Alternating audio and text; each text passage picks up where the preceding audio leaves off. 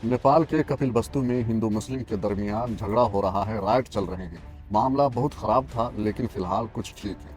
झगड़ा कहां से हुआ, शुरू कहां से हुई, मैं आपको पूरी बात बताता हूं, पर हरी के अनुसार वीडियो को लास्ट तक देखिएगा।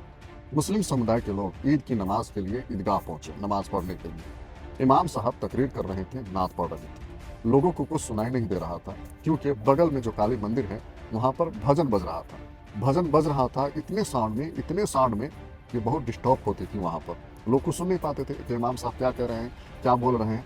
डिस्टर्ब बहुत होता था।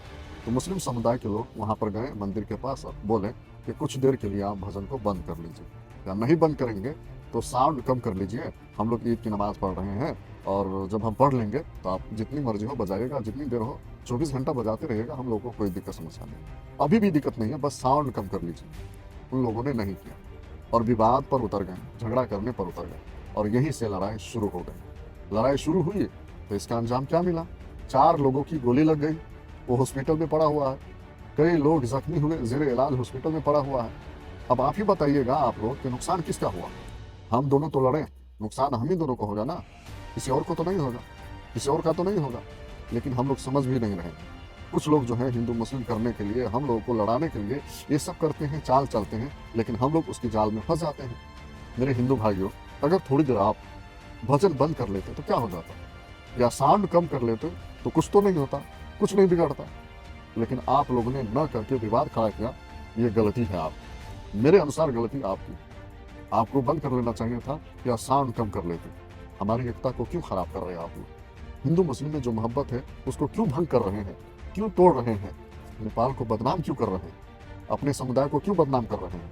अपने धर्म को आप क्यों बदनाम कर रहे हैं? हम लोगों को कोई दिक्कत समस्या नहीं होती है आप लोगों को कुछ भी करने से। अगर हम लोगों ने ज़रा कोशिश की और आपसे मशवरा लिया और कहा कि भाई थोड़ी देर बंद कर लेते हैं तो बेहतर होता, लेकिन आप लोगों ने नहीं किया, उसकी वजह से आपने विवाद खड़ा कर लिया। तो मेरे भाइयों, नेपाल में रहते हैं, एकता बना के रहिए, मेल मोहब्बत से रहिए। नेपाल का जो है ना नाम पूरे वर्ल्ड में है, सब लोग तारीफ करते हुए, और उस तारीफ को आप बुराई में बदल रहे हैं। अब लोग भी कह रहे हैं कि नेपाल में भी हिंदू मुस्लिम होता है, 2 समुदाय आपस में लड़ते रहते हैं, बहुत सारे लोग कहते हैं, और इससे हमारे मुल्क की बदनामी होती है, समझे कि नहीं?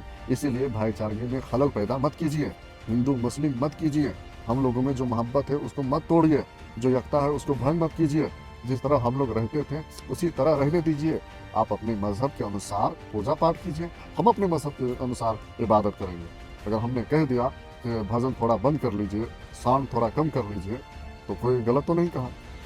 भाईचारगी का मतलब यही तो है ना यार, कि आप हमारा रिस्पेक्ट करो, हम आपका रिस्पेक्ट करेंगे। आप हमारा सम्मान करो, हम आपका सम्मान करेंगे। इसका मतलब ये नहीं है कि हम आपको तकलीफ दें, आप हमें तकलीफ दें, आप मुझे गाली दो, मैं आपको गाली दूं। इसका मतलब थोड़ी ना भाईचारगी है। भाईचारगी थी तभी तो हम गए थे आपको समझाने के लिए, कहने के लिए कि भाई भजन बंद कर लो, साउंड कम कर लो। नहीं होती तो हम लोग नहीं जाते। हम लोग सोचे कि हम में एकता है, भाईचारगी है, मान जाएंगे, लेकिन आप लोग नहीं माने।